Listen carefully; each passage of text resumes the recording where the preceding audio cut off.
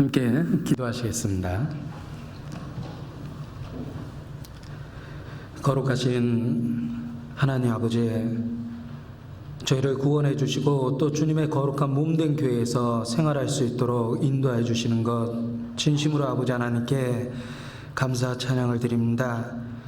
주님의 그 귀한 피로써 값을 주고 우리 각 사람을 사셨음에 더욱 우리 각 사람의 영과 혼과 육을 주장하여 주셔서 모든 더러운 것으로부터 구별하여 주시고 거룩하게 만들어 주시옵소서. 또 우리의 모든 것의 주인이 되어 주시고 우리의 시간을 다스려 주시고 마음을 다스려 주시며 우리에게 속한 모든 것들을 주님 뜻 가운데 사용하여 주시기를 간절히 기도합니다. 우리는 연약하고 또 어리석습니다. 오직 성령의 능력으로 함께하여 주시며 주님 뜻 가운데 한 사람 한 사람 귀하게 사용하여 주시옵소서. 주님 오시는 그날 영원한 그 보좌, 주님의 거룩한 보좌 앞에서 아무 부끄러움 없이 영광과 칭찬과 존귀 가운데 우리 구주 주님을 만날 수 있기를 진심으로 바라고 원합니다. 우리 생활을 다스려 주시고 능력으로 주관하여 주시옵소서. 이 한 주간에 공주에서 또한 수양회가 진행되고 있습니다. 그곳에 또한 친히 함께 하시고 역사해 주셔서 참석한 많은 영혼들이 구원받고 또 유익한 시간이 될 수 있도록 인도하여 주시기를 간절히 기도합니다. 모든 사람의 마음에 주님의 은혜로 채워주시고 주님 일을 할 수 있는 열정으로 채워주시며 수양의 기간 내내 주님 건강도 지켜주시고 마음도 지켜주셔서 주님 앞에 열매 맺고 풍성한 은혜 나누는 귀한 시간 될 수 있도록 함께해 주시기를 기도합니다. 오늘 저희가 주님의 보좌 앞에 함께 모여 겸손한 마음으로 머리를 숙였습니다. 이곳에 나와 머리를 숙인 우리 각 사람 생활도 하시고 마음도 하십니다. 필요한 은혜로 교훈하여 주시고 또 책망하여 주셔서 더욱 이 폐역한 세대의 빛의 자녀답게 구별해서 살 수 있도록 이 시간 우리를 가르치시고 또한 능력으로 채워주시기를 간절히 기도합니다. 아버지의 거룩한 이름으로 역사해 주시며 주님의 영광만을 나타내 주시옵소서. 우리를 사랑하시는 예수님의 이름으로 기도드렸습니다. 아멘. 네, 함께 성경 말씀 시편 14편 말씀을 다 같이 찾으시겠습니다.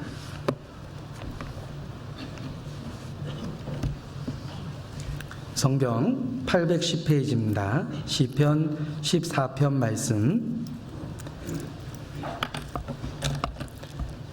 네, 천천히 같이 읽겠습니다. 어리석은 자는 그 마음에 이르기를 하나님이 없다 하도다. 저희는 부패하고 소행이 가증하여 선을 행하는 자가 없도다. 여호와께서 하늘에서 인생을 굽어 살피사 지각이 있어 하나님을 찾는 자가 있는가 보려 하신즉 다 치우쳤으며 함께 더러운 자가 되고 선을 행하는 자가 없으니 하나도 없도다. 죄악을 행하는 자는 다 무지하뇨.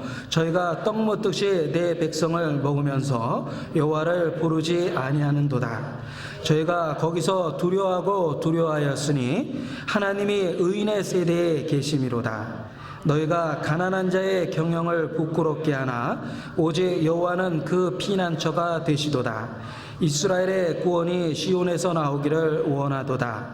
여호와께서 그 백성의 포로된 것을 돌이키실 때에 야곱이 즐거워하고 이스라엘이 기뻐하리로다. 네, 이 한 주간 4차로 예정된 수양회 중에 3차 수양회가 진행되고 있습니다. 많은 분들이 모였고 또 지금 말씀이 증거되고 있습니다. 기억하시고 기도해 주셨으면 합니다. 1년에 동계 수양회 또 하계 수양회를 해서 전체적인 전국적인 그 모임이 2번 있습니다. 우리 개인에게 있어서 어떤 새로운 계기 또 도약이 되는 그런 시간일 거라고 생각을 합니다. 자동차도 악셀레이터를 밟을 때 더욱 가속되는 것처럼 그 1년에 2번 있는 전체적인 교제가 우리 신앙생활에 가속 페달을 밟는 것과 같은 계기가 될 거라고 생각을 합니다. 수양회를 통해서 많은 교훈을 얻게 되는데 그 중에 하나가 교회의 비밀, 우리가 연합하고 또 협력해서 복음을 증거해야 한다는 그 교회의 연합의 비밀을 수양회를 통해서 깨닫게 된다고 생각합니다. 우리 개인은 아주 무력하고 우리는 절대 만능이 아닙니다. 우리는 모든 것은 다 할 수 없지만 분명한 것은 내가 할 수 있는 그 어떤 일이 있습니다. 내게 주어진 한계 내에서 내가 할 수 있는 일을 그 수양의 기간 내내 그 일을 하게 될 때 내가 못하는 일을 또 다른 분이 해주시고 그로 인해서 전체적으로 열매를 맺고 유익을 거둘 수 있다고 생각합니다. 우리 개인에게 맡겨진 은사대로 자기 일에 충성할 때 하나님은 전체를 통해서 역사하시고 교회를 통해서 새로운 영혼을 거두십니다. 그러한 그 연합의 비밀, 협력의 비밀을 수양회를 통해서 깨닫게 됩니다. 우리는 분명히 한 분야에서 자기가 맡은 봉사에 충실했습니다. 우리는 모든 일을 한 건 아니지만 수양회라는 전체 행사 중에 내가 할 수 있는 한 부분을 했습니다. 그런데 하나님은 내가 할 수 없는 일을 다른 분을 통해서 하셨고 그리고 전체적으로 주님의 일을 이루셨다고 생각을 합니다. 그리고 그 수양회 기간 내내 정말 세상적으로는 아무런 보상도 주어지지 않고 또 인간적인 어떤 칭찬이나 영광을 받지 못하는 그런 봉사에 있어서도 묵묵히 보이지 않는 곳에서 자기의 일을 할 수 있도록 마음을 주시는 그 기적을 이루시는 하나님을 또한 깨닫게 됩니다. 그래서 절대 사회적으로 자기가 할 수 없었던 일, 세상적인 보상으로는 절대 못하는 일들을 수양의 기간 내에 묵묵히 해나갈 수 있게 만드시는 그 역사도 보이지 않는 성령의 역사라는 걸 알게 될 때 또한 그 땀 흘린 보람도 느끼고 우리가 그 거룩한 주님의 일 가운데 참여되어 있다는 것으로 같이 기뻐할 수 있게 된다고 생각을 합니다. 수양회 아직 4차 다음 주 예정되어 있습니다. 더 기도하시고 전국적으로 가장 풍성한 열매를 맺는 그런 귀중한 때가 되도록 기도로 동참해 주시는 것이 마땅하다고 생각합니다. 자, 오늘 시편 말씀을 같이 생각해 보고자 합니다. 시편의 위치는 성경 66권 중에 딱 중앙 부분에 있습니다. 우리가 성경을 아무 생각 없이 이렇게 딱 잡아서 핀다면 제일 쉽게 잡히는 부분이 중앙 부분일 겁니다. 그리고 대부분은 시편의 한 구절이 우리 앞에 펼쳐지게 되어 있습니다. 하나님께서 시편의 말씀을 성경 중앙에 두신 것도 자주 찾아보고 항상 우리 신앙생활 그 가운데 위치해야 될 것을 일깨워 주시셔서 꼭 그렇게 하지 않았나 생각을 해봅니다. 이 시편은 150편까지 있는데 그 주제는 감사와 찬양과 간구입니다. 누군가가 시편을 많이 읽으면 기도를 잘하게 될 것이라고 조언했던 적이 있습니다. 그렇습니다. 시편의 내용 속에 많은 간구의 내용이 있습니다. 마땅히 구해야 될 기도의 내용이 있기 때문에 시편을 반복해서 읽을 때 우리는 하나님 앞에 구할 것을 구하게 되고 하나님 뜻대로 기도하게 된다고 생각을 합니다. 시편의 주제는 간구뿐만 아니라 감사와 찬양 이런 주제를 갖고 있습니다. 자, 오늘 본문으로 읽은 14편은 53편에 보면 아주 동일한 시편이 몇 개의 단어의 차이만 있고 동일하게 존재하고 있다는 걸 알게 됩니다. 시편 14편과 시편 53편은 거의 똑같은 내용으로 이루어져 있습니다. 하나님은 적당한 반복을 통해서 그 중요성을 다시 일깨우시고 잊어버리기 싶은 버리기 쉬운 우리의 마음을 일깨워 주시고 그 교훈을 항상 간직해야 될 것을 의도하셨다고 생각합니다. 그 반복된 표현은 하나님의 교훈이 주야로 우리가 늘 묵상할 것이며 반복적으로 생각해야 될 것을 일깨워 주시고 있는 표현 중에 하나라고 생각합니다. 성경은 비슷한 말씀을 여러 가지 관점에서 반복하고 심지어는 동일한 이야기를 반복함으로 그 중요성을 항상 기억할 것을 우리에게 일깨워주고 계십니다. 첫 구절에 보면 무신론자, 하나님이 없다라고 하는 자의 어리석음에 대해서 고발하고 있습니다. 자, 우리 자신 또는 우리를 둘러싸고 있는 이 수많은 만물들, 그 신기한 이 대자연의 조화를 살펴보면서 우리는 창조주를 막연하게나마 생각할 수 있습니다. 그런데 마치 눈이 있어도 눈을 감은 것처럼 자기 자신에 대한 그 오묘한 생명의 조화 또는 이 만물의 그 조화를 보면서도 하나님이 없다라고 그렇게 주장하는 사람들이 있습니다. 자, 이 대자연이 어떻게 생겼을까? 크게 두 가지 견해가 있습니다. 그야말로 맹목적인 우연의 산물이다. 아니다. 이것은 설계되고 계획된 것임에 틀림없고 누군가에 의해서 설계됐고 계획적으로 만들어진 것이다. 어떤 목적이 있고 창조주가 있다. 자, 이 두 가지 견해 속에서 우리가 살고 있는 이 시대는 불행하게도 우연의 산물이라고 주장하는 무신론적인 견해를 수많은 사람들이 취하고 있습니다. 하나님이 없다, 우연이 된 것이다라고 그러한 생각을 붙잡게 되면 결국은 절대적인 기준이나 가치관도 잃어버릴 것이고 우리의 생각과 생활도 그 하나님이 없다라는 기준에 맞춰서 곧 타락하게 되어버립니다.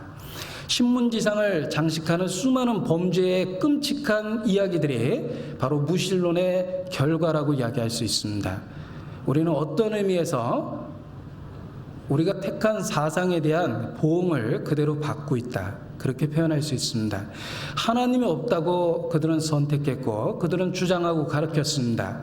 그 결과 우리들의 가정에 범죄의 위험이 생겼고 이 사회는 날로 타락하기 시작했습니다.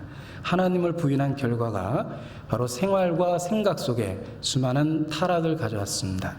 자, 그럼에도 불구하고 이 백해무익한 무신론을 주장하고 택하는 이유가 무엇일까? 왜 우리 시대에 수많은 사람들이 무신론을 주장하고 있고 그렇게 생각하며 살아가고 있는 것일까? 그 이유를 생각해 보면 오늘 본문에 나온 것처럼 어리석은 자는 그 마음에 이르기를 하나님이 없다 한다는 말씀처럼 무신론의 이유는 근본적으로 어리석음과 무지라고 이야기할 수 있습니다. 왜 하나님이 없다고 주장하냐면 그것은 인간의 어리석음과 무지의 결과라고 이야기할 수 있습니다. 왜 어리석은 것이 무신론이 어리석음의 결과인가? 그 이유를 한번 생각을 해보죠. 자, 그야말로 영원한 바보, 그것은 무신론자입니다. 분명한 사실을 부인하고 있는 영원한 바보들이라고 이야기할 수 있습니다.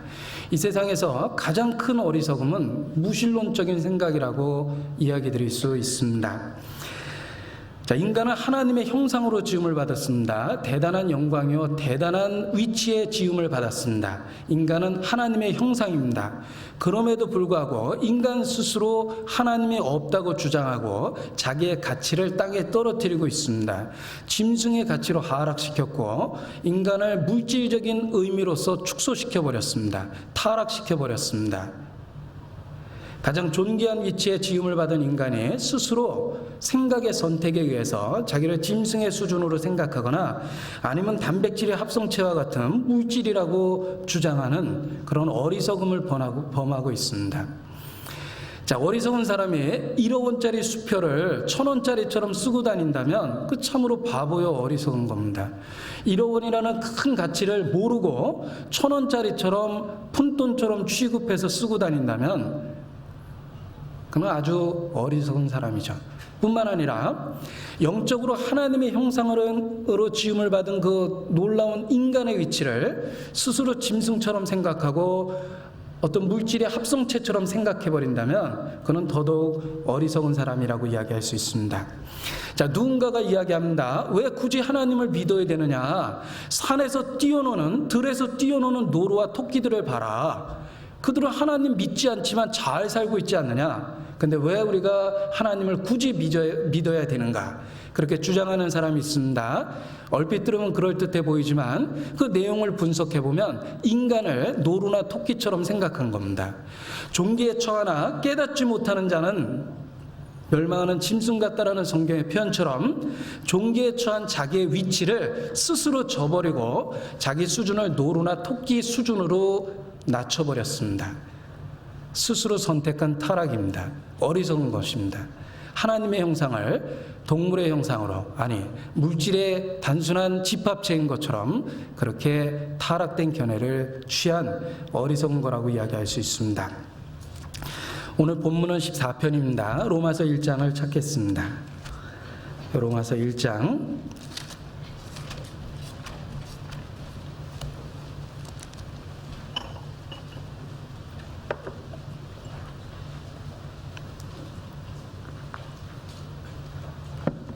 22절입니다.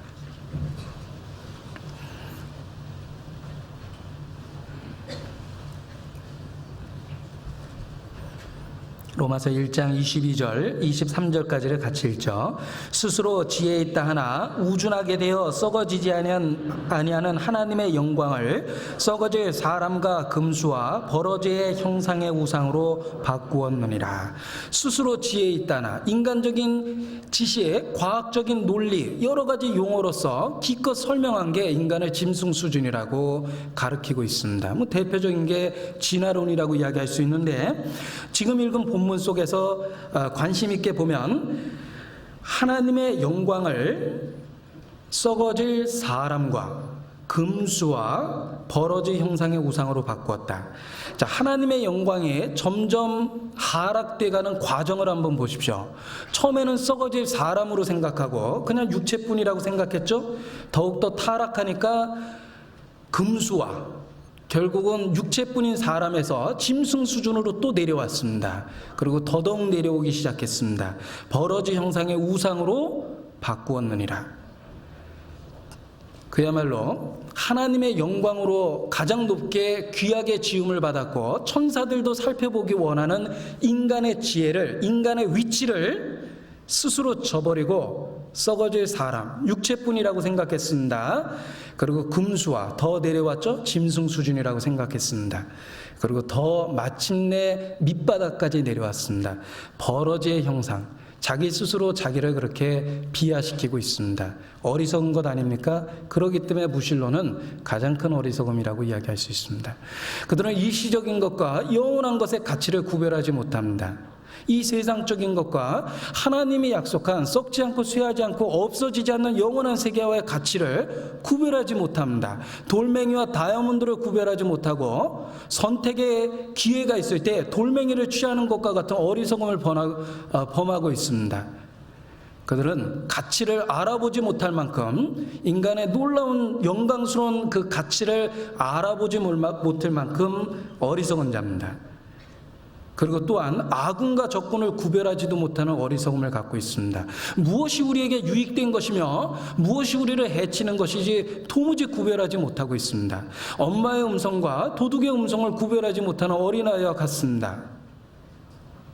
무신론은 우리를 해치고 우리를 파멸로 이끌어가는 가장 악한 주장입니다. 그리고 하나님은 우리를 사랑하시고 진심으로 우리를 부르고 계십니다. 그는 진리 가운데 서서 진리 속으로 우리를 부르고 계십니다. 그런데 불행하게도 무신론을 주장하는 그 어리석은 사람들은 무엇이 유익이고 무엇이 해를 끼치는 건지조차도 구별하지 못합니다. 너희를 위하는 자는 나거늘 하나님 우리를 부르시며 우리를 위하고 있다고 말씀하십니다. 내가 종일 너희를 향하여 내 손을 들었다. 그런데 불행하게도 우리를 위하시며 우리를 향해 부르짖고 있는 하나님을 저버리고 인간은 스스로 파멸과 멸망의 길로 스스로 짐승과 같다라고 생각하고 버러지 형상을 향해서 하락의 길로 달려가고 있습니다. 무신론은 가장 어리석은 행위입니다. 시편 106편 말씀을 또 하나 찾아보겠습니다. 19절입니다. 시편 106편 19절.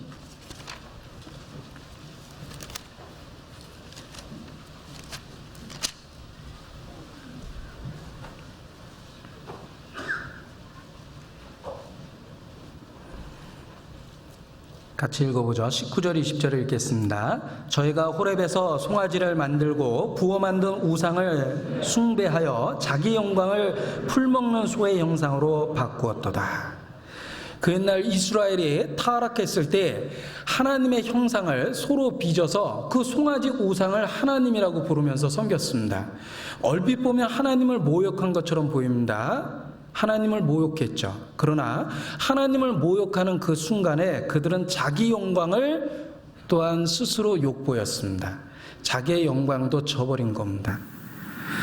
자, 인간은 하나님의 형상인데 하나님을 소의 형상으로 빚어서 하나님을 송아지 우상으로 만들어 버렸습니다.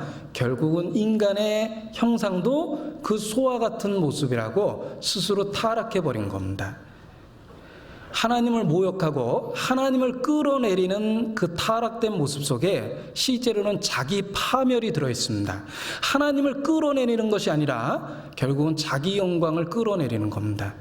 하나님의 형상으로 지음을 받은 놀라운 위치에서 스스로 격하돼서 바닥으로 내려오고 있는 인간의 모습입니다.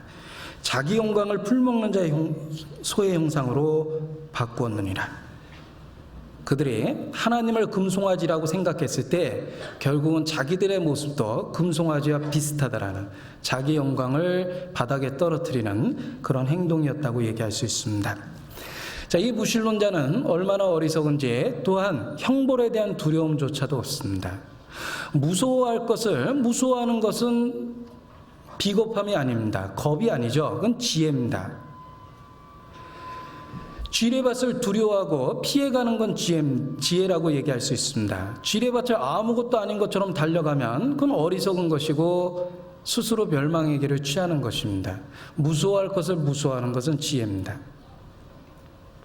그런데 무신론의 어리석음은 마땅히 두려워해야 될 하나님에 대한 두려움조차도 없다, 그렇게 얘기할 수 있습니다. 그들이 무엇을 하고 있는지, 무엇을 회방하고 있는지, 그 결과가 얼마나 무섭고 끔찍한 것인지 그들은 그 결과에 대해서 전혀 상상치도 못하고 있습니다. 자기들이 무슨 짓을 하고 있는지조차도 알지 못하며 형벌에 대한 두려움조차도 없는 것, 그게 바로 무신론의 또 하나의 어리석음입니다. 시편 36편입니다.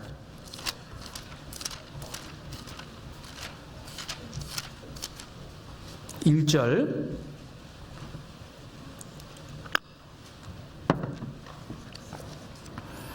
시편 36편 1절 같이 읽죠. 악인의 죄열이 내 마음에 이르기를 그 목전에는 하나님을 두려움이 없다 하니. 악인의 목전에는 하나님을 두려움이 없습니다. 그것은 가장 큰 어리석음입니다.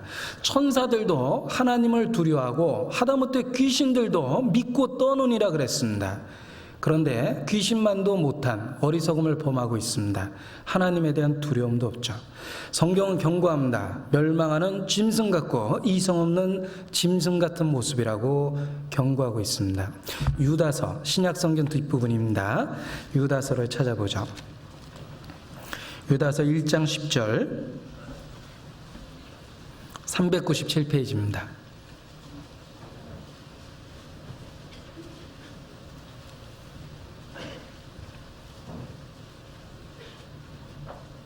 같이 읽겠습니다. 이 사람들은 무엇이든지 그 알지 못하는 것을 회방하는도다.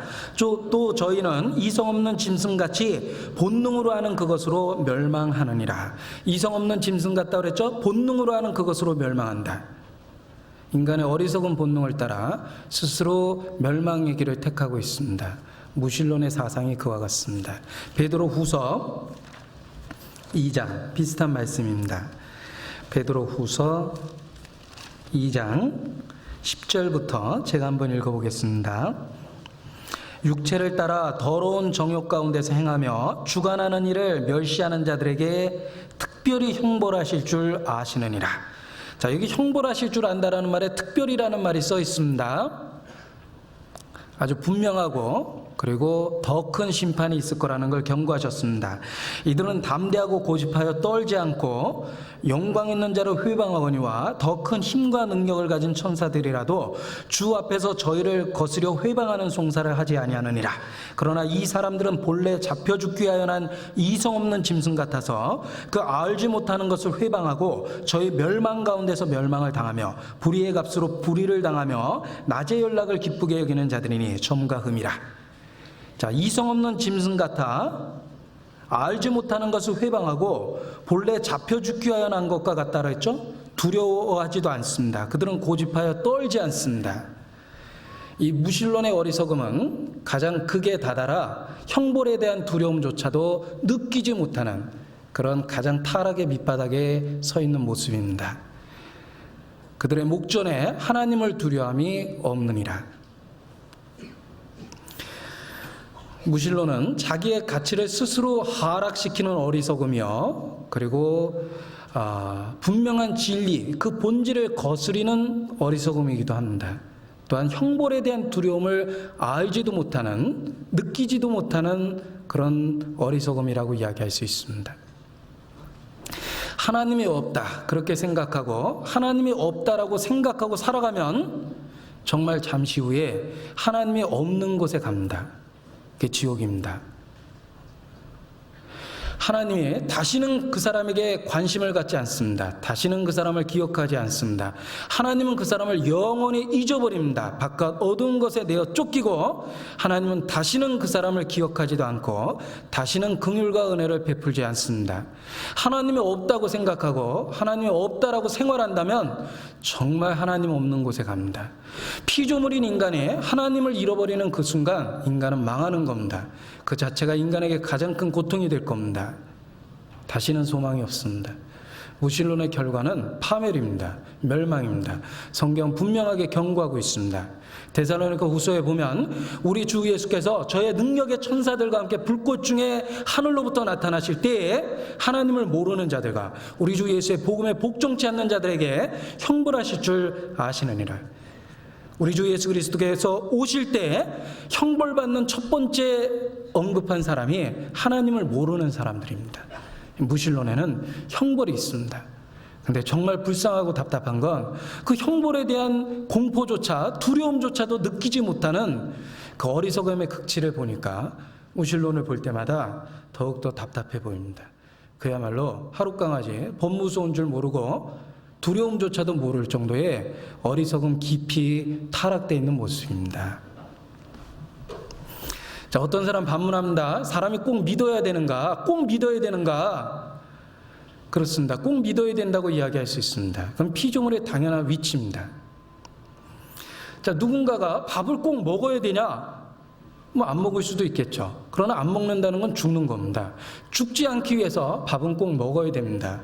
꼭 믿어야 되는가? 마찬가지 논리입니다. 죽지 않기 위해서 꼭 믿어야 됩니다. 그것이 인간의 위치요, 피조물의 위치입니다. 우리는 스스로 아무것도 할 수 없는 피조물입니다. 지금 이 순간에도 우리는 창조주를 의지하고 있고 그의 놀라운 은혜 속에서 생존하고 있습니다. 우리가 살아있고 숨쉬고 걸어다니고 가정을 꾸미고 이 모든 것 속에 하나님의 놀라운 은혜의 손길이 있습니다. 그 하나님의 은혜를 누리고 하나님이 주시는 태양빛 아래 살면서 그 하나님을 부인해버린다면 하나님의 인내가 끝났을 때 정말 하나님 없는 곳에 갑니다.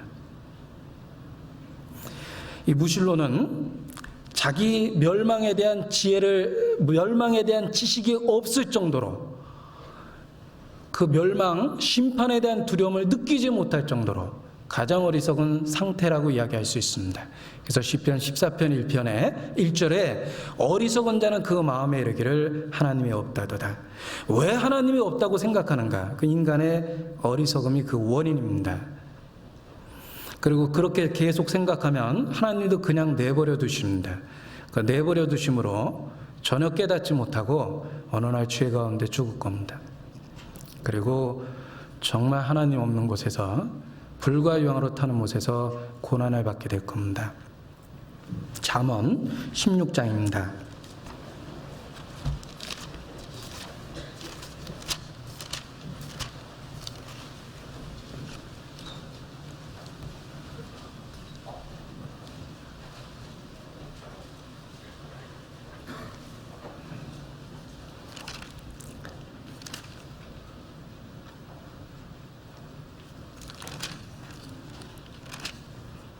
제가 찾으려는 구절이 아니었습니다.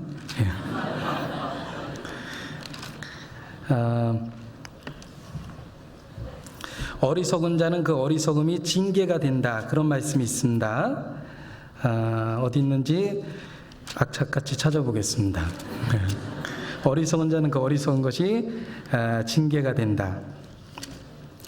16장인가요? 예, 16장 22절. 예, 여기 있네요. 예. 자, 같이 한번 읽어보겠습니다. 명철한 자에게는 그 명철이 생명의 셈이 되거니와 미련한 자에게는 그 미련한 것이 징계가 되느니라. 어렵게 찾았으니까 제가 다시 한번 읽어보겠습니다.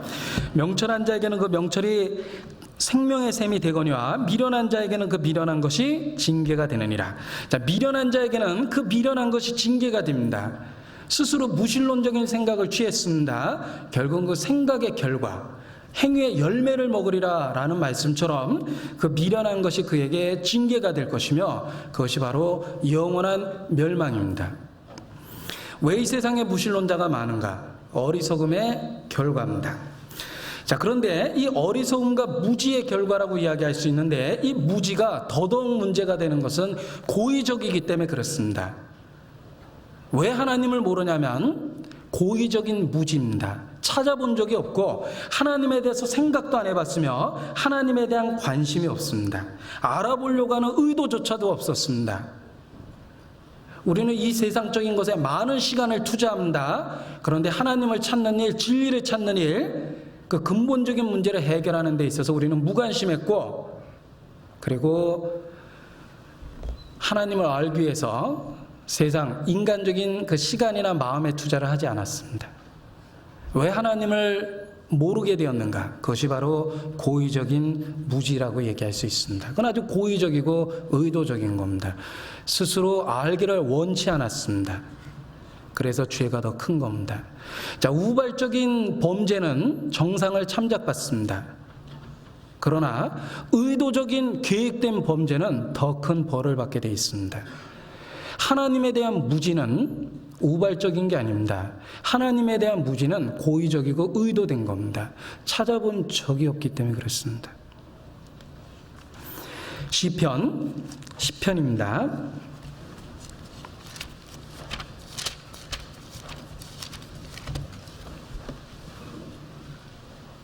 4절.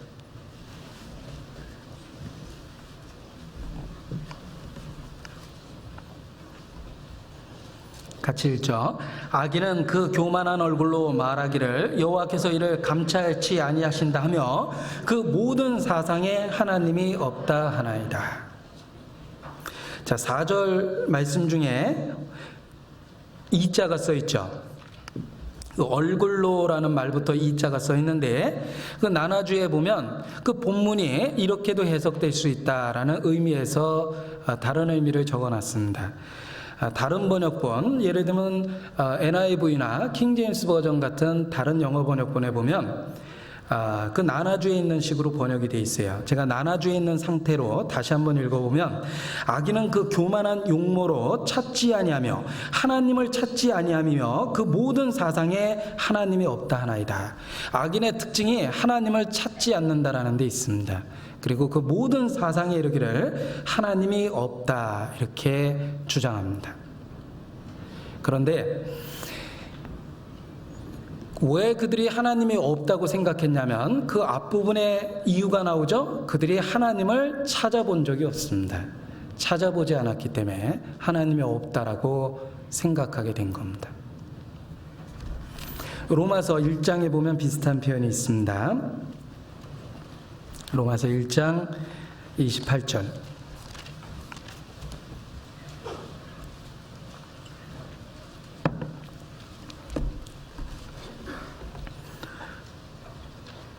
로마서 1장 28절 같이 읽죠. 또한 저희가 마음에 하나님 두기를 싫어하며 하나님께서 저희를 그 상실한 마음대로 내어버려 두사 합당치 못한 일을 하게 하셨으니. 자, 저희가 마음에 하나님 두기를 싫어하며 그게 첫 번째 이유입니다. 그 결과가 두 번째가 하나님이 내어버려 두사 합당치 못한 일을 하게 하셨습니다. 그 첫 번째 이유가 마음에 하나님 두기를 싫어했다고 돼 있죠. 원하지 않았습니다. 무신론은 사실에 근거한 관찰을 통한 결과가 아닙니다. 그는 처음부터 하나님이 없다라는 선택에 속한 거였습니다. 하나님이 계신지 안 계신지 처음부터 객관적인 입장에서 증거를 수집하고 그 결과 하나님이 없다라고 결론을 내놓은 것이 아니라 처음부터 하나님이 없다라고 결론을 갖고 시작한 게 무신론입니다. 그건 일종의 신념이죠. 하나님이 없다라는 생각의 선택이었습니다. 마음에 하나님 두기를 싫어했기 때문에 그렇습니다. 시편 81편, 욥기부터 찾죠. 욥기 21장 14절입니다.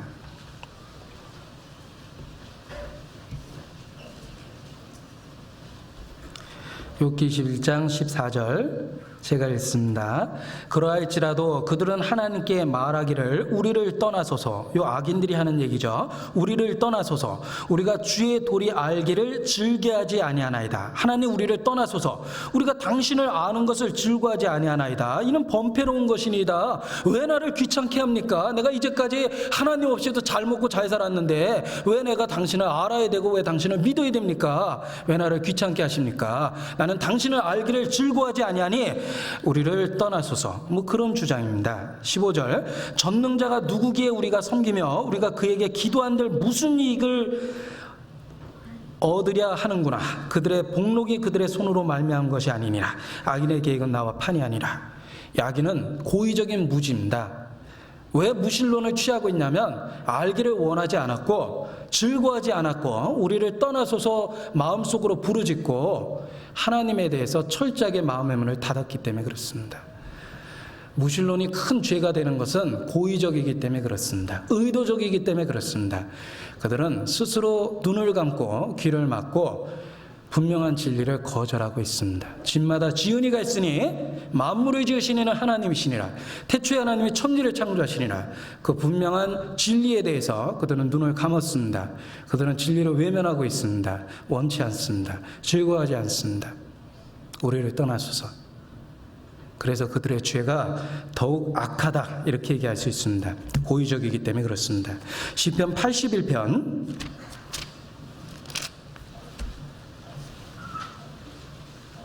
12절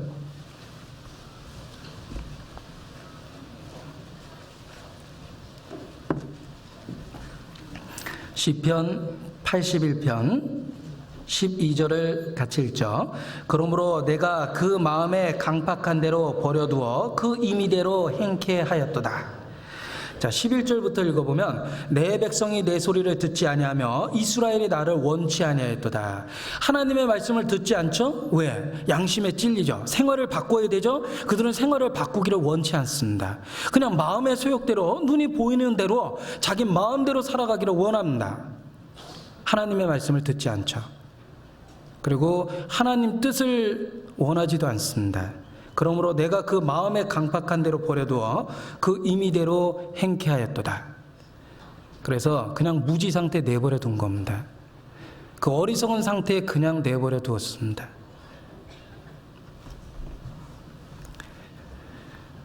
하나님 앞에 가장 어리석은 것은 무지며 가장 어리석은 것은 무신론이며 그것은 고의적인 무지에서 나왔기 때문에 하나님 앞에 더 큰 죄가 된다 이렇게 얘기할 수 있습니다.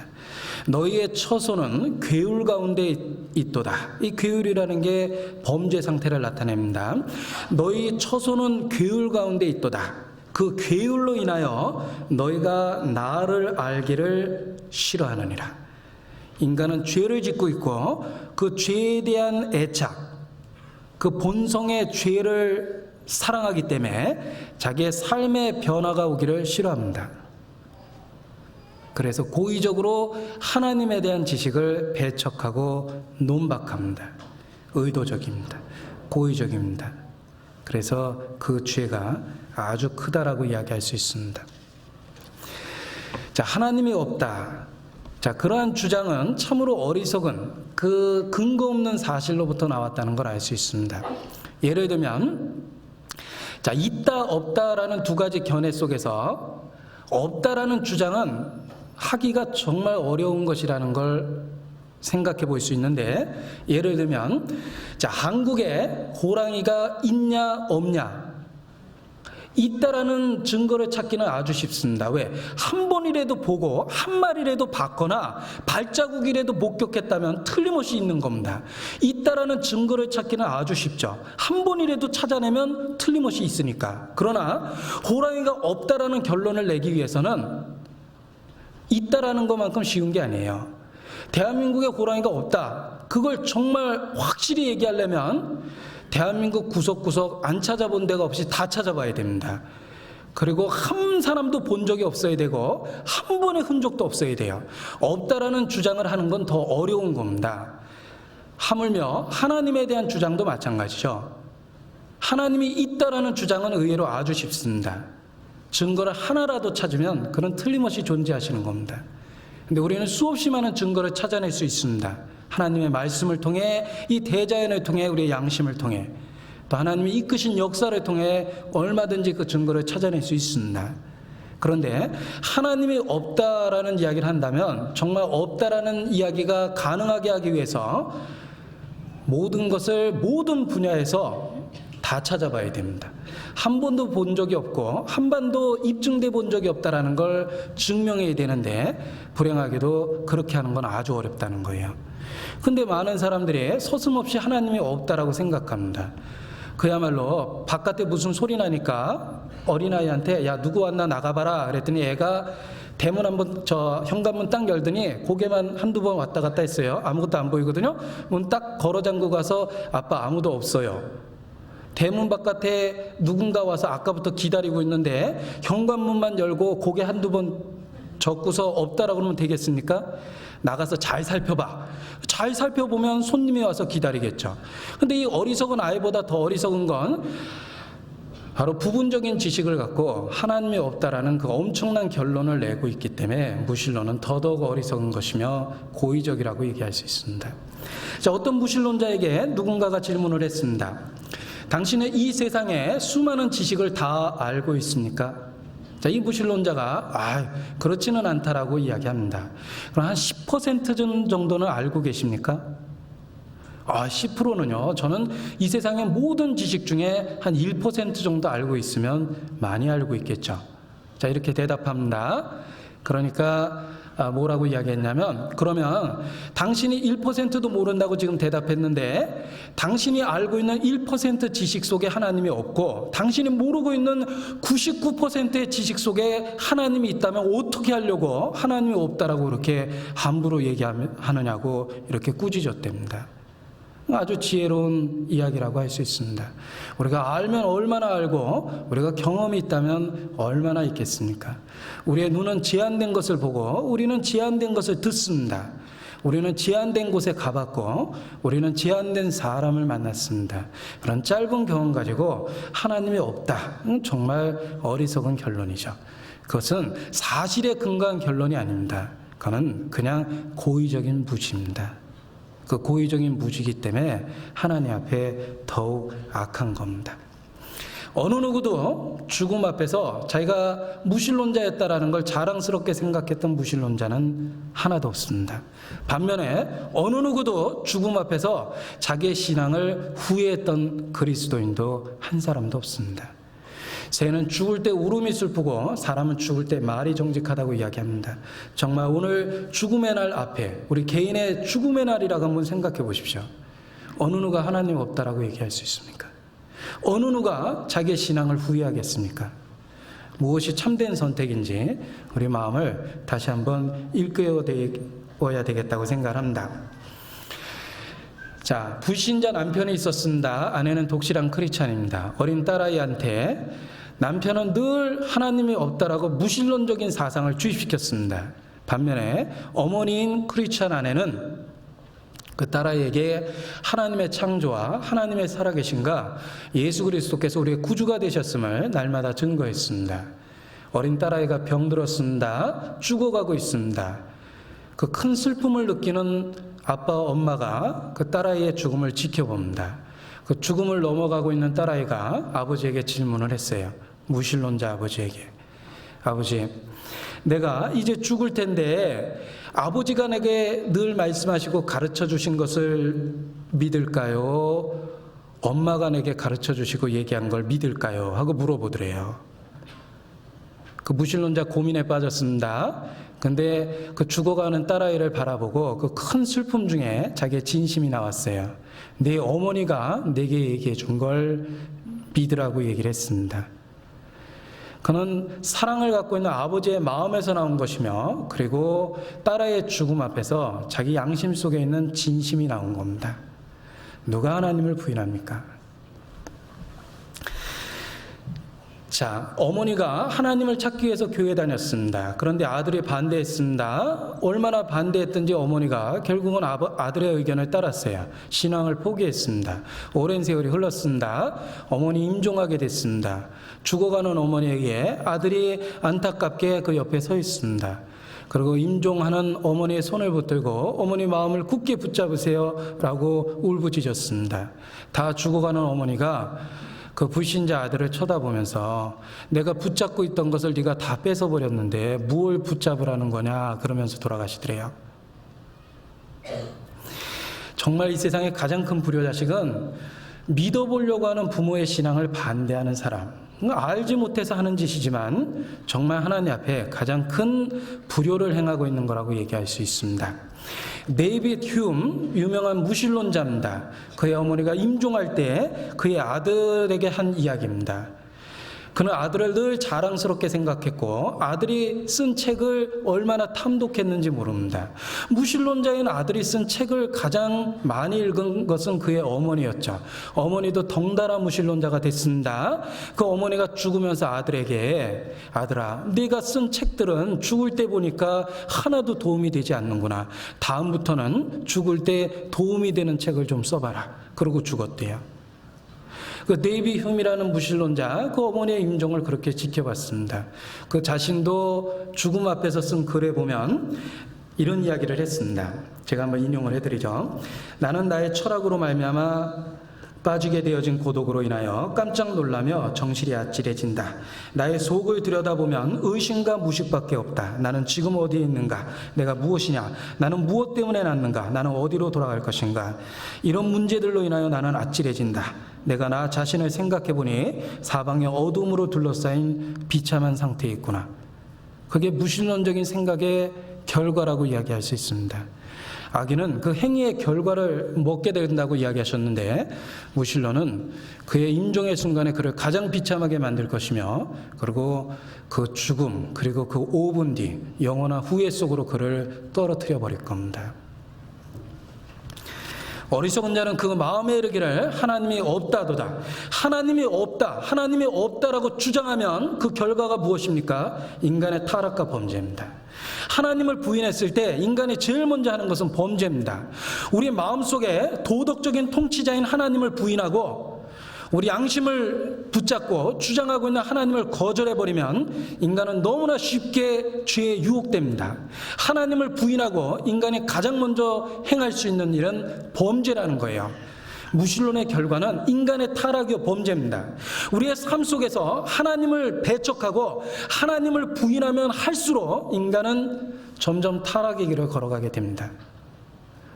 우리가 살고 있는 20세기의 끔찍한 도덕적인 타락은 바로 하나님을 부인한 결과입니다. 우리는 인본주의를 택했고 하나님이 없다라는 사상을 배웠습니다.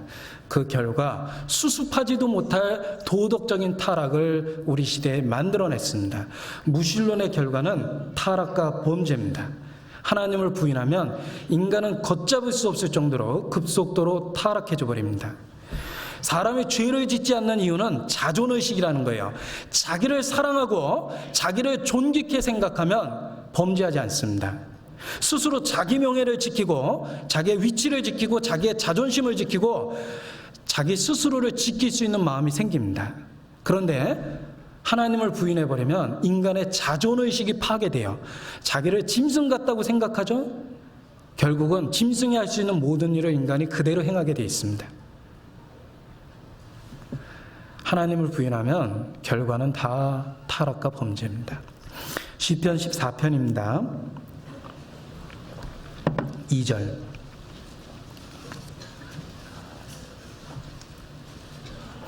여호와께서 1절입니다. 어리석은 자는 그 마음에 이르기를 하나님이 없다 하도다. 자, 하나님이 없다라는 결과가 나타납니다. 저희는 부패하고 먼저 마음의 부패, 심적인 타락이 생깁니다.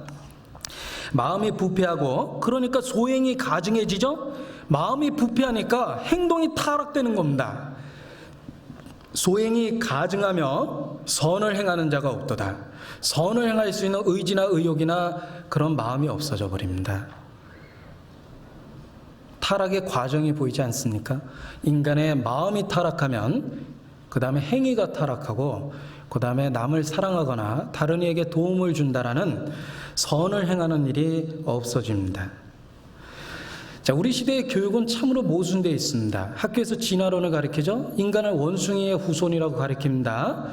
가르칠 때는 원숭이라고 가르쳐놓고 도덕 시간에는 인간답게 살라고 얘기합니다. 그 모순 아닙니까? 조금 아까 원숭이라고 배웠는데 또 도덕 시간에는 좀 사람답게 살아라.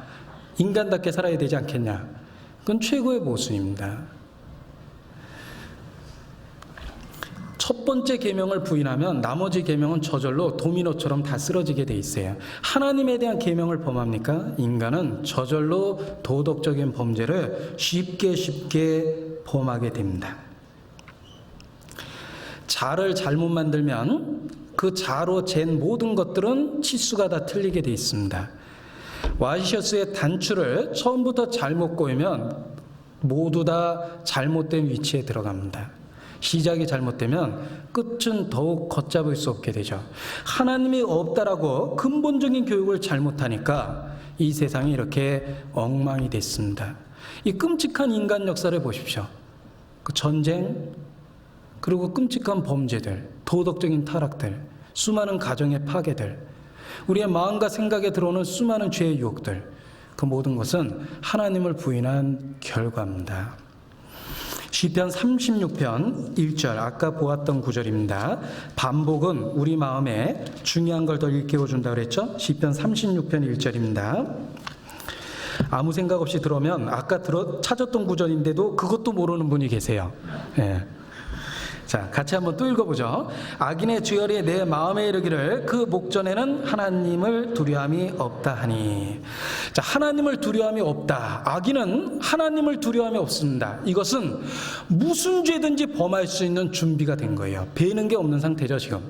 하나님에 대한 두려움이 없으면 인간은 모든 범죄를 다 합니다.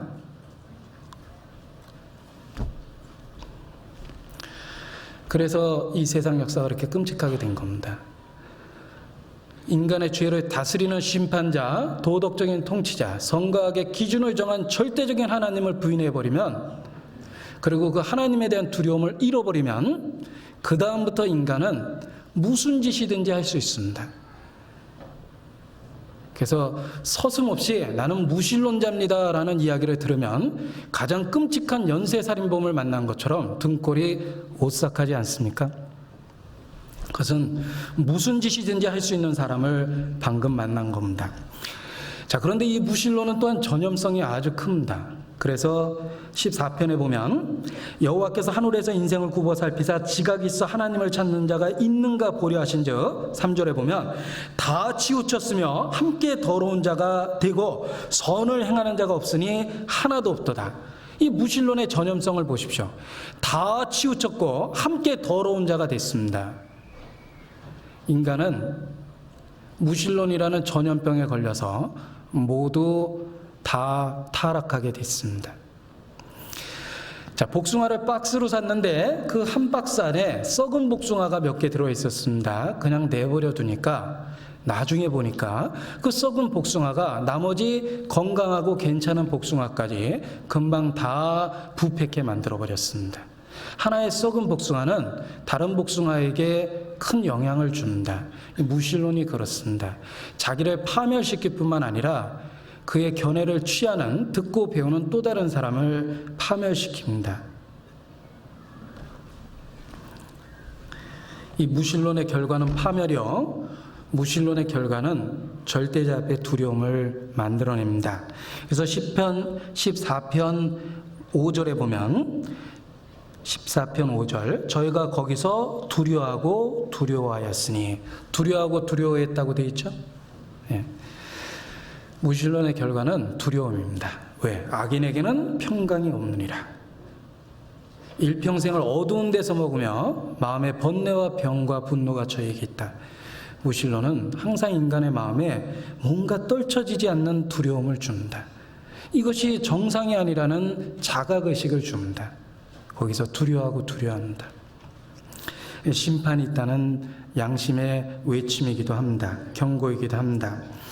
자, 그런데 시편 14편 5절에 보면 악인의 마음속에는 하나님이 없다라는 생각으로 가득 차 있지만 하나님은 어디 계시냐면 5절, 저희가 거기서 두려워했으니 하나님이 어디 계시다고 그랬죠? 의인의 세대에 계십니다. 하나님은 악인의 마음속에만 없고 의인의 세대 속에는 계십니다. 하나님이 없다라고 주장했지만 그는 악인의 마음에만 없고 자기만 못 보고 있는 거죠. 의인의 세대 속에 그는 살아계시며 역사하시며 그는 임재하고 계십니다. 의인의 세대 속에 계십니다. 아브라함과 함께 하셨습니다. 그래서 이방의 그 아비멜렉이 아브라함에게 그러죠. 내가 너희 하나님이 너와 함께 있는 걸 내가 안다. 그렇습니다. 아브라함에게 함께 있었습니다. 그의 아들 이삭에게 있었습니다. 야곱에게도 함께 하셨습니다. 내가 너와 함께하며 내가 이 땅에 돌아올 때까지 내가 너와 함께하리라. 아브라함, 이삭, 야곱 믿음의 조상들 속에 하나님 함께 계셨고 그 옛날 엘리야 속에 있었고 이스라엘 역사 속에 있었습니다. 골리앗을 물리친 다윗 속에 있었고 다윗의 아들 솔로몬 속에 있었습니다. 하나님은 늘 의인의 세대 속에 계셨습니다. 지금 그는 어디에 계십니까? 바로 교회, 우리 가운데 계십니다. 하나님은 지금도 악인의 마음에만 없지만 의인의 세대 속에는 계십니다. 교회 속에 계십니다. 고린도전서 14장입니다.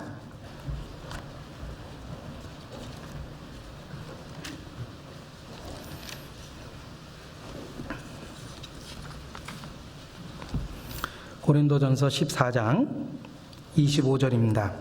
같이 읽죠. 그 마음에 숨은 일이 드러나게 되므로 엎드려 하나님께 경배하며 하나님이 참으로 너희 가운데 계시다 전파하리라. 하나님은 우리 가운데 계십니다. 교회 가운데 계십니다. 거듭난 그리스도인들 가운데 계십니다. 주님의 이름으로 살고자 결심한 모든 사람들의 무리 속에 함께 계십니다. 그가 의인의 세대에 계십니다. 지금 이 순간도 거듭난 그리스도인의 삶에 계시기 때문에 가장 고통스럽고 쓸쓸한 남편 없는 과부가 하나님으로 위로받고 얼굴에 즐거움이 있고 고통 중에 있는 성도가 또 하나님으로 위로받고 기뻐하며 고난 중에 찬송하고 있습니다. 하나님은 지금도 의인의 세대 속에 계십니다. 구원받기 전 그야말로 아주 복잡하고 어두운 삶을 살았던 한 사람, 그 사람이 그리스도를 알고 구원받았을 때 놀랍게 변화돼 갑니다. 그의 얼굴이 바뀌었고 눈빛이 바뀌었고 말투가 바뀌었고 생활이 바뀌었고 생각이 바뀌었습니다. 그 성도의 놀라운 변화 뒤에 하나님 거기 계십니다. 지금도 하나님은 의인의 세대 속에 함께 계십니다. 누가 하나님 없다고 이야기합니까? 의인의 세대에 들어와 보십시오. 교회 속에 들어와 보십시오. 엎드리게 될 것이며 굴복하게 될 것이며 너희 속에 하나님이 참으로 계시다 찬양하게 될 겁니다. 그는 거듭난 그리스도인 속에 지금도 오늘도 우리 가운데 계십니다. 그는 의인의 세대 속에 약속대로 계십니다. 시편 14편입니다. 다시 봅니다. 그런데 이 무신론자, 이 어리석은 자들은 자기의 어리석음으로 끝나는 것이 아니라 행위가 타락되고 마음이 부패되죠. 뿐만 아니라 이 어리석은 자들은 교회를 핍박합니다. 4절에 보면 죄악을 행하는 자는 다 무지하뇨 저희가 떡 먹듯이 내 백성을 먹으면서 여호와를 부르지 아니하는도다.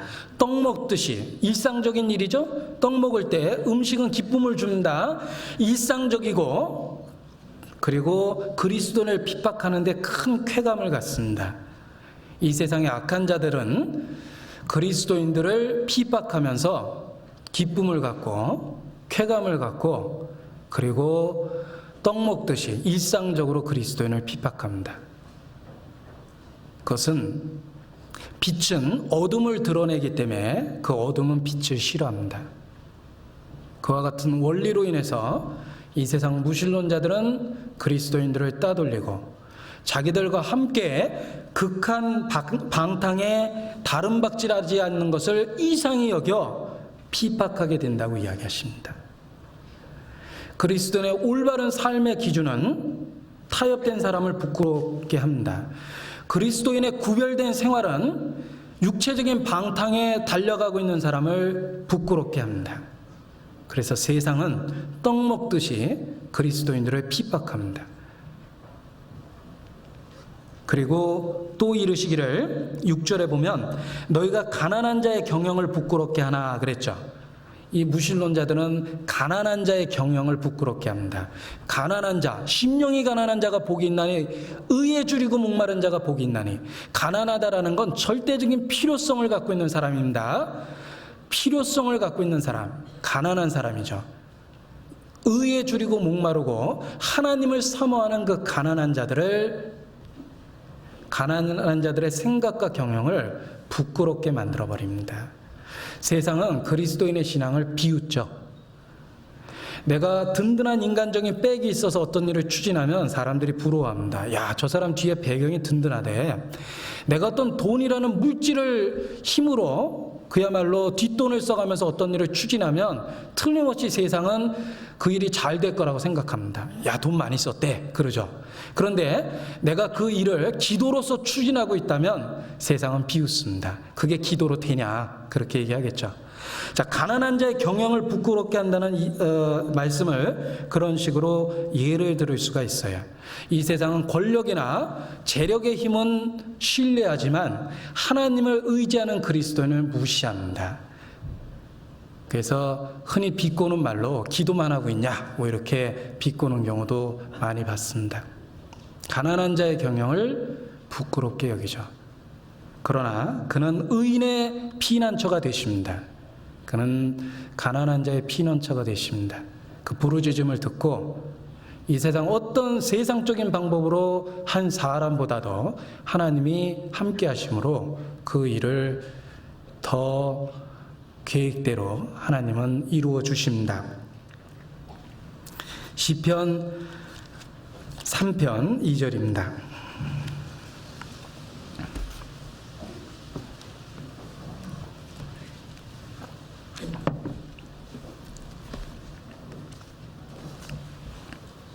편 2절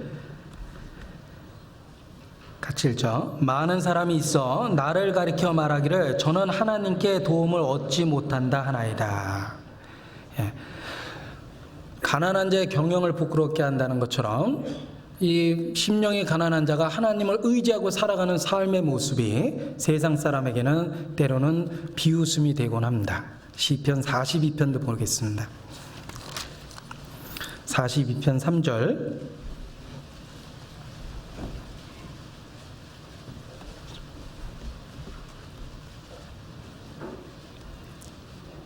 같이 읽죠. 사람들이 종일 나더러 하는 말이 네 하나님이 어디 있느냐 하니 내 눈물이 주야로 내 음식이 되었도다. 두 번 비웃습니다. 10절 제가 읽죠. 내 뼈를 찌르는 칼같이. 이 뼈를 찌르는 칼이 얼마나 고통스럽겠습니까? 내 대적이 나를 비방하여 늘 말하기를 네 하나님이 어디 있느냐 하도다. 가난한 자의 경영을 부끄럽게 하죠. 네 하나님이 어디 있느냐. 네가 그렇게 믿고 의지하던 하나님이 어디 있냐. 하나님 믿는다던 내가 이렇게 사냐. 하나님 믿는다는데 왜 이렇게 되냐. 너 기도했다며. 그런데 왜 문제가 해결되지 않느냐. 너 기도했다는데 왜 계속 아프냐. 이 세상은 믿는 자의 경영을 그렇게 때론 비웃곤 합니다. 부끄럽게 만들죠. 그러나 하나님은 분명하게 자기 때에 역사하시며 하나님의 뜻은 이루어집니다. 예수님이 십자가에 못 박힌 큰 고통 속에 서서 하나님을 의지했습니다. 그 십자가 밑에 구경하고 있던 사람들이 비웃었죠. 저가 하나님을 신뢰하니 건지실걸? 근데 왜 십자가에 죽어가고 있냐? 아마 그들에게는 굉장한 의문이었을 거예요. 그러나 십자가에 죽어가고 있는 그 속에서 하나님은 자기 뜻을 계속 이루고 계셨습니다. 그러나 세상은 십자가에 못 박힌 예수 그리스도를 비웃었어요. 저가 하나님을 신뢰하니 건지실 거다. 이 세상은 하나님을 신뢰하는 그리스도인의 방법을 비웃기도 하고 무시하기도 하고, 그리고 즉각적인 반응이 일어나지 않음으로 인해서 조롱하기도 합니다. 그러나 기억할 것은 그는 지금도 우리의 피난처십니다. 그는 자기 때에 정확하게 역사하십니다. 제가 무신론에 대한 이야기를 계속 드렸는데, 오늘 이 자리에 앉아 계신 우리 형제자매님들에게 어떤 의미에서는 별로 해당되지 않는 얘기를 드린 것처럼 보이지만, 우리가 어떤 위치에서 구원을 받았는가 다시 일깨우고 우리에게 있는 하나님을 아는 지식이 얼마나 소중한지 더욱더 깨달을 기회라고 생각합니다. 뿐만 아니라 지금부터 말씀드리는 무신론적인 이야기는 소위 그리스도인이라고 주장하는 사람들에게도 해당하는 이야기입니다. 관념적으로 하나님의 존재를 부인하는 무신론이 아니라 실질적인 삶에 있어서 하나님의 역사와 간섭을 무시해버리는 실제적인 무신론에 대해서 지금부터 얘기를 드리려고 합니다. 우리 모두 다 하나님 앞에 자기를 돌아봐야 될 이야기일 거라고 생각합니다. 디도서 1장입니다.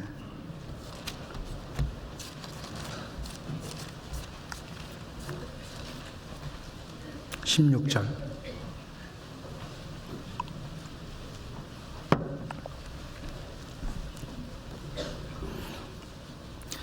디도서 1장 16절 같이 읽죠. 저희가 하나님을 시인하나 행위로는 부인하니 가증한 자여 복종치 아니하는 자여 모든 선한 일을 버리는 자니라. 하나님을 시인합니다.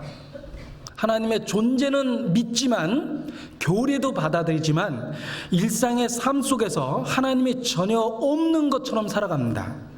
하나님의 존재를 믿는다고 이야기하고 또 나름대로 교리에 대해서 시인도 하지만 그의 삶의 계획 속에서, 일상의 생활 속에서 하나님은 전혀 찾아볼 수가 없습니다. 그는 무신론자처럼 생활합니다.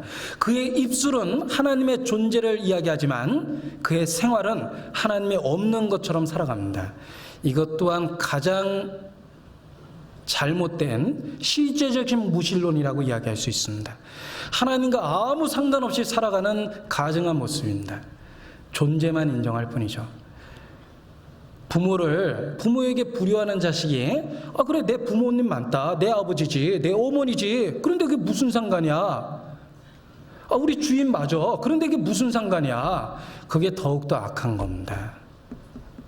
모른다면 가르쳐 줄 텐데 알고 행치 않으니까 이건 더더욱 하나님 앞에 큰 문제가 됩니다. 저희가 하나님을 시인하나 행위로는 부인하니 가증한 자여 복종치 아니하는 자여 모든 선한 일을 버리는 자니라. 이게 정말 하나님 앞에 심각한 실제적인 무신론이라고 이야기할 수 있습니다. 어떤 회사의 말단 직원이 사장님한테 전화 왔습니다. 사장님 일 시키려고 전화했거든요.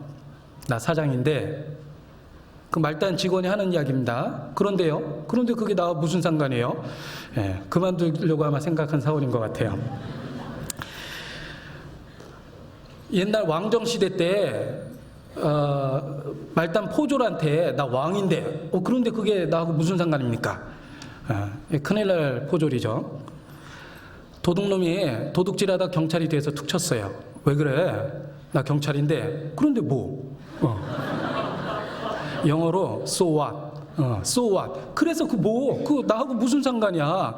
근데 불행하게도 그와 같은 신앙생활을 한다면 정말 하나님 앞에 얼마나 합당치 않습니까?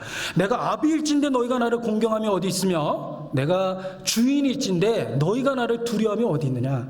정말 하나님을 믿고 알고 그가 나를 죽기까지 사랑했다는 걸 안다면 우리의 일상의 삶이 그럴 수 있습니까? 그게 실제적인 무신론이라는 거예요. 행위로는 부인하고 있는 거죠. 가장 큰 범죄입니다. 디모데후서 3장입니다.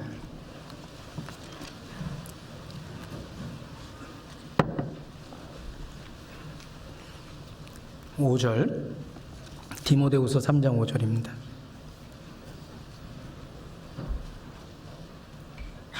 같이 읽죠. 경건의 모양은 있으나 경건의 능력은 부인하는 자니 이 같은 자들에게서 내가 돌아서라. 자, 자, 이 구절은 말세에 고통하는 때, 마지막 때에 가장 극한 도덕적인 타락의 상태에서 있는 일입니다. 말세에 고통하는 때가 이르리니 경건의 모양은 있으나 경건의 능력은 부인하는 자다. 모양이 무엇입니까? 외적인 형상은 있습니다. 외적으로는 신앙도 고백하고 하나님의 존재를 인정하고 정확한 교리에 대한 문답도 합니다. 그러나 그 삶에 있어서 하나님의 삶을 변화시키는 능력이나 일상의 삶 속에 그의 결정이나 생활 속에서는 전혀 하나님이 고려되지 않고 있습니다. 그게 바로 가장 타락한 상태예요. 그게 바로 가라집니다. 쭉정입니다. 어느 날 심판날에 불꽃과 함께 날아가 버릴 가라지와 쭉정입니다. 당을 짓는 자요 성령은 없는 자니 믿음에 대해서는 파선하였느니라. 성경은 여러 가지 말씀으로 우리를 경고하고 계십니다. 정말 내가 믿고 있는 하나님이 살아계셨습니까? 살아계십니까? 지금 일상의 삶 속에 함께 하시고 나의 고난 중에 정말 위로가 되시고 내가 범죄의 유혹 가운데 흔들릴 때 그 살아계신 하나님이 정말 맡고 계십니까?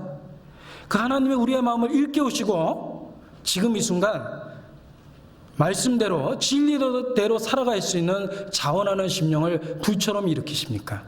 아니면 혹 내가 믿는 하나님이 침묵하고 전혀 움직이지 않는 이론상의 하나님입니까? 불행한 건 실제적인 무신론을 갖고 있다면 그것도 정말 너무 통곡할 이야기라는 거예요.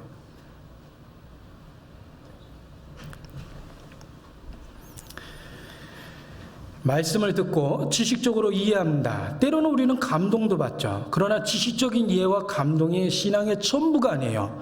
우리의 삶의 변화가 있어야 되죠. 우리가 성경을 듣는 만큼 우리의 생각에 무엇이 변화가 생겼고 작년하고 지금하고 우리의 무엇이 바뀌었습니까? 우리가 많은 말씀에 대한 기억을 떠오릅니다. 시간은 흘렀고 성경을 지식적으로 많이 알게 되었습니다. 그리고 때론 아주 감동도 우리 마음에 수시로 느꼈죠. 그러나 그 지식과 감동 뒤에 우리의 삶의 변화가 무엇이 있었습니까?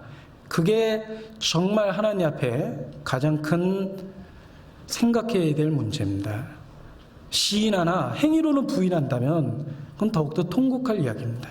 경건의 모양은 있으나 실질적인 삶에 있어서 하나님이 우리에게 경건의 능력이 되지 않는다면 우리의 신앙이 무엇이 유익하다고 누구에게 전도할 수 있습니까?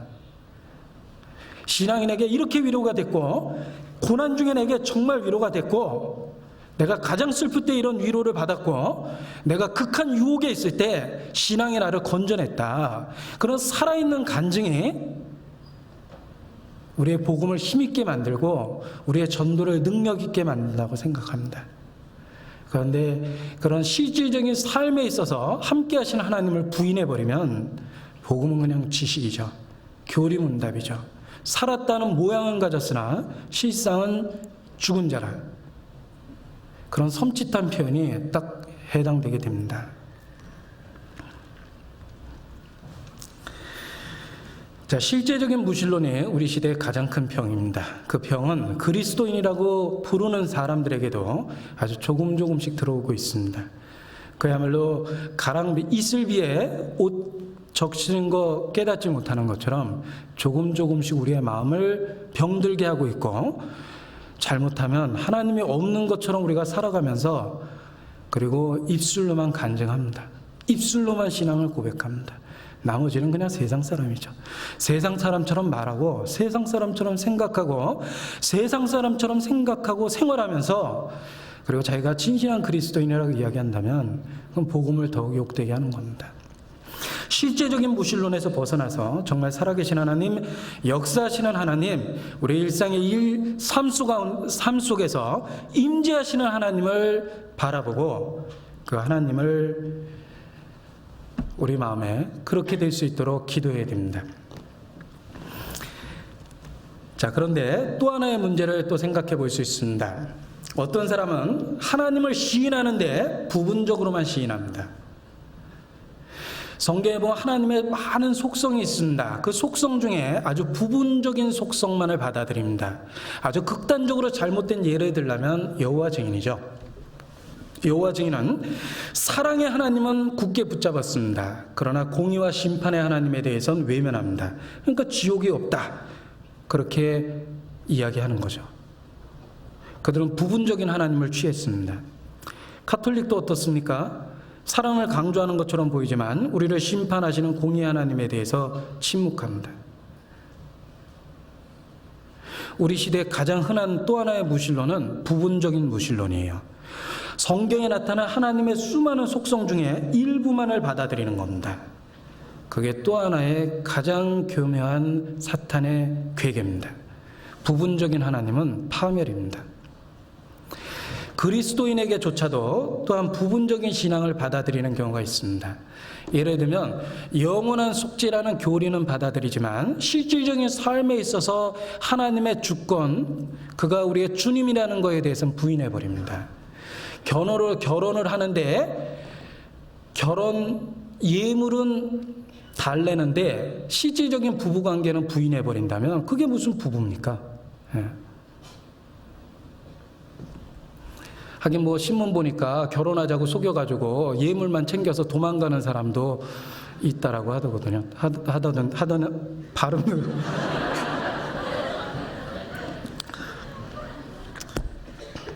발음도 안 되네요. 근데 좀 마음을 가라앉혀야겠어요.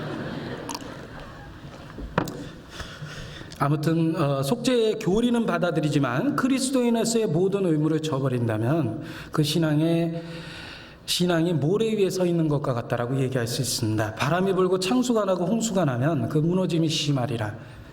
그러니까 신앙의 외적인 고백은 있어도 아무런 위로도 받지 못하고 살아가는 그런 외적인 표면적인 그리스도인만 된다고 생각합니다.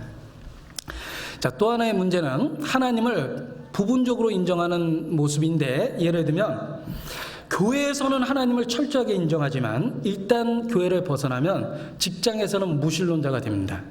가정에서는 또한 무신론자가 되죠. 그야말로 두 얼굴의 사나이처럼 교회에 오면 그리스도인이 되는데 나가면 그냥 세상 사람처럼 판단하고 살아가는 그런 모습 또한 잘못된 또 하나의 무신론의 한 모습이라고 얘기할 수 있습니다. 환경에 따라서, 장소에 따라서 하나님을 인정하기도 하고 인정하지도 않고, 그런 것도 그리스도인이 쉽게 범하는 무신론의 죄라고 생각합니다. 또한 하나님을 우리의 삶의 일부로만 받아들이는 것, 그거 역시 잘못된 거예요. 세상과 재물과 그리고 하나님을 겸하여 섬기지 못하리라. 예수님 분명하게 얘기하셨습니다. 세상과 재물, 그런 것들과 하나님을 겸하여 섬길 수 없습니다. 우리의 구주 예수 그리스도는 왕이시며 주님이시기 때문에 우리의 모든 것을 차지하거나 아니면 우리를 포기하십니다. 그는 우리의 모든 것을 요구하십니다. 값을 주고 우리를 사셨기 때문에 우리 삶의 모든 것을 주님은 요구하실 권리가 있습니다. 너희는 값으로 사신 바 되었으니 너희의 몸으로 하나님께 영광을 돌리라. 우리를 구속, 다 사셨기 때문에 나에 대한 온전한 소유권이 있다는 겁니다. 나의 시간, 물질, 나의 재능, 나의 모든 것, 내게 주신 가족들조차도 다 하나님은 주장할 권리가 있습니다. 우리의 삶의 최고의 우선순위는 당연한 얘기지만 주님이시죠. 그런데 하나님을 부분적으로 인정한다면 그것 또한 또 하나의 무신론적인, 자기의 삶에 하나님을 배척시켜버리는 무신론적인 죄를 짓고 있는 거라고 이야기할 수 있습니다. 우리 중에 누구든지 자기를 위하여 사는 자가 없고 자기를 위하여 죽는 자가 없도다. 우리가 사나 죽으나 다 주의 것이로다. 로마서 14장 말씀이죠. 자, 다르게 한번 외워보겠습니다. 우리 중에 사도들은, 우리 중에 목사나 전도사들은 자기를 위하여 살지 않고 살아도 주를 위하여 살고 죽어도 주를 위하여 사나니 사나 죽으나 그들이 다 주의 것이다. 이렇게 외우면 말도 안 되죠. 우리 중에 특별한 사람만 주의 것이 아니라 우리 중에 누구든지 다 그리스도인이 됐다는 건 우리의 소유권을 완전히 주님에게 넘겨줬다라는 걸 나타냅니다. 그는 우리의 부분을 취할 수 없습니다. 부분을 취할 수 없고 우리의 모든 걸 취하십니다. 그 옛날 청교도들은 그리스도는 왕이시거나 아니면 아무것도 아니다. 어중간한 위치가 아니라는 거예요. 그리스도는 우리 개인에게 있어서 왕이십니다. 우리의 모든 것을 갖고 있거나 아니면 아무것도 아니에요.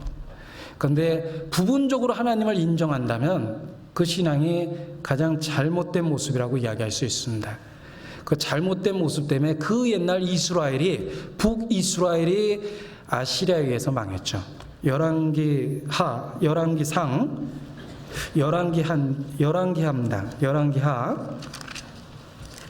17장 32절입니다.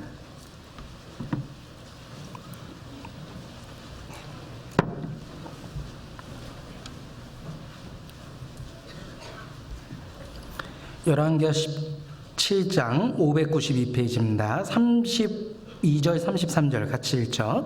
저희가 또 여호와를 경외하여 자기 중에서 사람을 산당의 제사장으로 택하여 그 산당에서 자기를 위하여 제사를 드리게 하니라.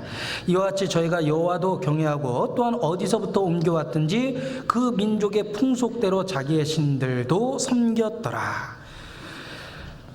이 결과를 아십니까? 그들이 아시리아에 의해서 망했더라. 그게 결과입니다. 타협은 멸망을 가져왔습니다. 하나님도 섬기고 우상도 섬기고 결과는 아시리아에 의한 멸망입니다.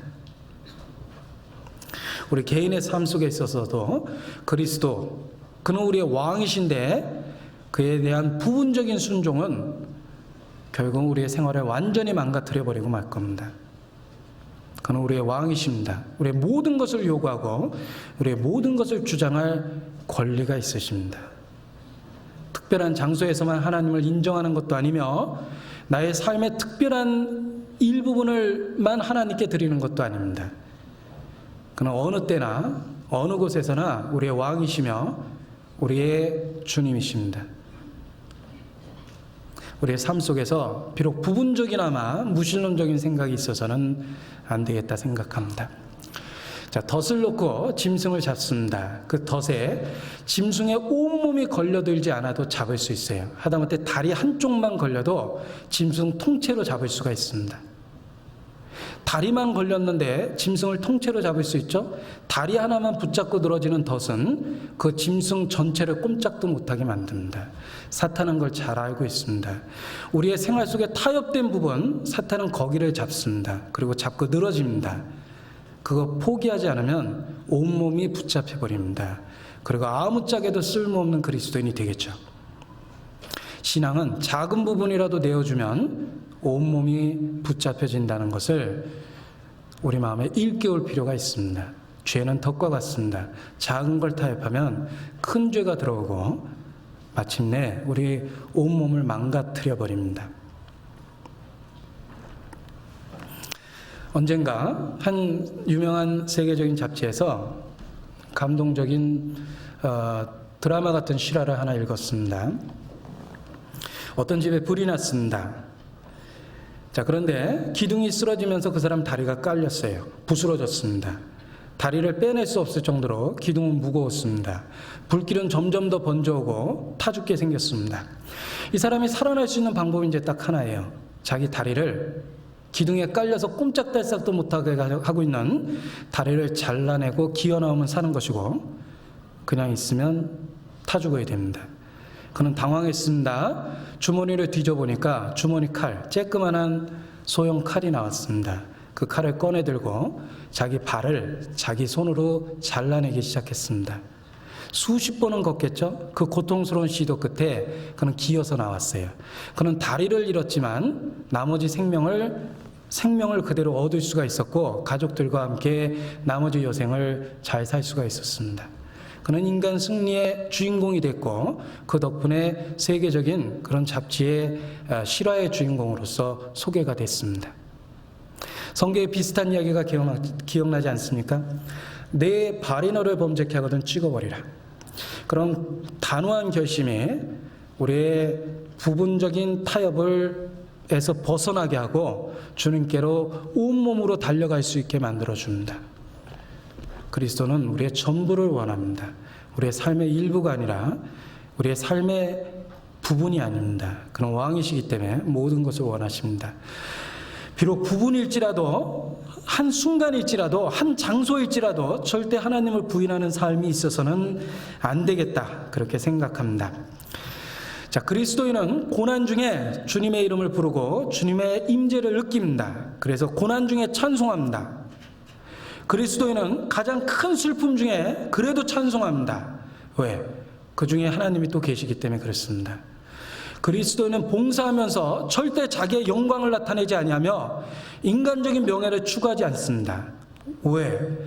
그 봉사의 근원이 주님의 놀라운 은혜라는 걸 알고 있기 때문에 봉사하면 할수록 겸손해지고 모든 영광을 자기를 구원하신 주님께만 돌립니다. 이름 없이 빚도 없이 알아주지 않는 일을 한편에서 묵묵하게 합니다. 저는 수양회 때 정말 수많은 곳에서 그런 봉사를 목격했습니다. 그 봉사를 가능하게 하는 건 주님의 놀라운 은혜입니다. 주님은 살아계시고 보이지 않는 곳에서 그렇게 봉사할 수 있도록 마음을 주십니다. 또한 전도할 때 주님은 그 자리에 함께 계시며 우리의 인간적인 논리나 잔꾀가 아니라, 설득이 아니라 성령의 능력으로 그 사람 마음에 변화를 줍니다. 어느 누구도 이룰 수 없는 놀라운 생명의 변화를 그 사람 마음에 심어놓습니다. 거듭나는 놀라운 역사를 우리는 수시로 목격합니다. 한 사람의 삶이 전과 후가 완전히 변화되는 놀라운 변화를 자주 목격하지 않습니까? 그 변화 뒤에 성령의 놀라운 역사가 있습니다. 논리적인 설교가 있는 게 아니라 성령의 놀라운 역사가 있습니다. 믿음의 눈으로 함께 하신 주님을 바라보면 우리 마음에 찬송이 끊어지지 않을 겁니다. 그는 때마다 일마다 우리와 함께 계시며 한 번도 우리를 떠나본 적이 없습니다. 우리의 불신이 그를 단지 외면했을 뿐입니다. 하나님은 지금도 의인의 세대에 계십니다. 우리와 함께 계시고 한 번도 우리를 저버린 적이 없으며 앞으로도 그는 영원히 우리와 함께 계실 겁니다. 하나님은 의인의 세대에 계시고 우리는 그것을 근거로 그를 지금도 찬양할 수 있습니다. 같이 기도하시겠습니다.